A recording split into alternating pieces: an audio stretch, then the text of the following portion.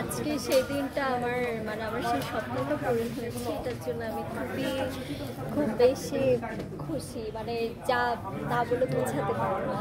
এবং তোমাকে নাকি বলেছে সাতরের পাগলামি মৌসুমী সৌন্দর্য তোমার মাঝে পেয়েছে এই সিনেমায়। হ্যাঁ, আসলে আপনারা বলছেন, ও মাই গড,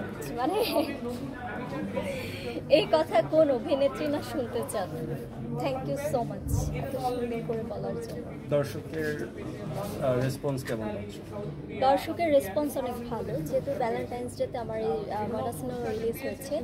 তারপরে 14 ফেব্রুয়ারি আমাদের পবিত্র দিন ছিল, সবে বরাত। তো সেক্ষেত্রে না একটু হচ্ছিলাম যে তারপরে দেশে অনেক আন্দোলন চলছিল যে হলে আসলে অডিয়েন্স আসবে কিনা, চিন্তার বিষয় ছিল। বাট চারপাশে আমি যখন খোঁজ খবর নেই যে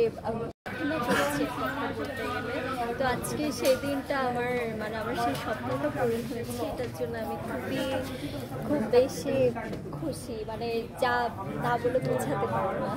এবং তোমাকে নাকি বলেছে সাতরের পাগলামি মৌসুমী সৌন্দর্য তোমার মাঝে পেয়েছে এই সিনেমায়। হ্যাঁ, আসলে আপনারা বলছেন, ও মাই গড,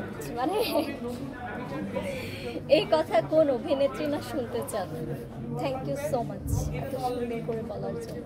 দর্শকের রেসপন্স কেমন হচ্ছে? দর্শকের রেসপন্স অনেক ভালো, যেহেতু ভ্যালেন্টাইন্স ডেতে আমার এই ময়না সিনেমা রিলিজ হয়েছে। তারপরে 14 ফেব্রুয়ারি আমাদের পবিত্র দিন ছিল, সবে বরাত। তো সেক্ষেত্রে না একটু হচ্ছিলাম যে তারপরে দেশে অনেক আন্দোলন চলছিল যে হলে আসলে অডিয়েন্স আসবে কিনা, চিন্তার বিষয় ছিল। বাট চারপাশে আমি যখন খোঁজ খবর নেই যে